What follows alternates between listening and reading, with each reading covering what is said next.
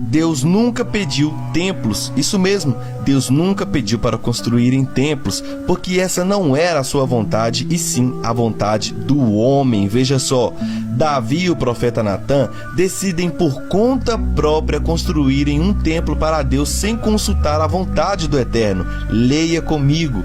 O rei disse ao profeta Natã: veja, estou morando num palácio feito de cedro, mas a arca de Deus se encontra numa tenda. Então Natã disse ao rei: vá e faça tudo o que estiver em seu coração, porque o Senhor está com você. Só que Deus, sabendo das intenções em seus corações, deixou sua opinião bem clara a respeito desse assunto, que desde o início ele nunca pediu a nenhum líder de Israel para construir uma casa para sua habitação.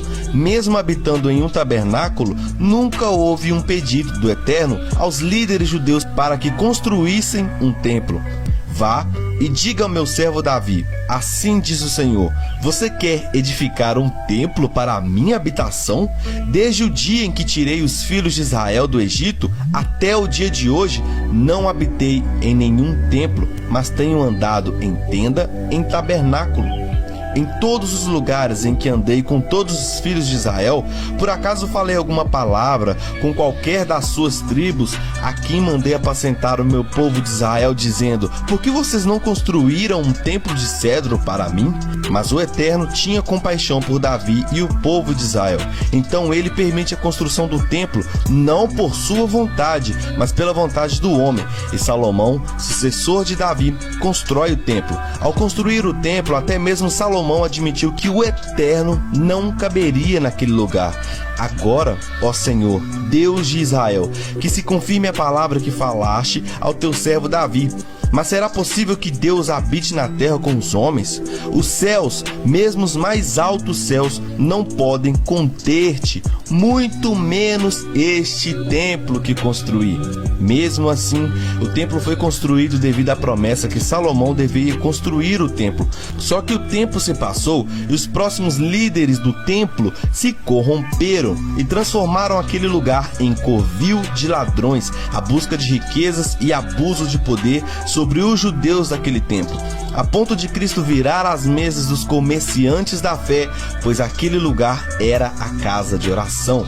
Mas já era tarde, o templo já estava corrompido desde o início pelo seu próprio construtor, que se corrompeu com a idolatria. Por isso, quando Cristo vê os seus discípulos comentando sobre a beleza do templo, Cristo, já cansado de tanta corrupção e idolatria a Mamon, disse que não sobraria pedra sobre pedra daquele templo.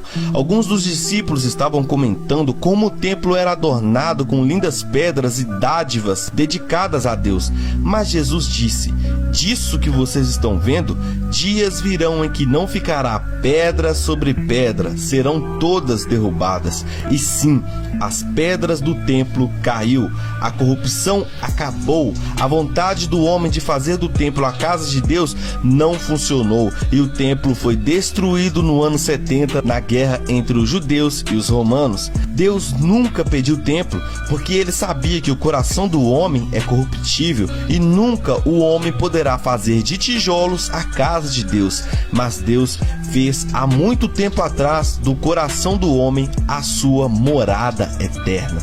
Mas Cristo é fiel como filho sobre a casa de Deus, e essa casa somos nós, se é que nos apegamos firmemente à confiança e à esperança da qual nos gloriamos. Será que vocês não sabem que o corpo de vocês é o templo do Espírito Santo que vive em vocês e lhes foi dado por Deus? Vocês não pertencem a vocês mesmos, mas a Deus.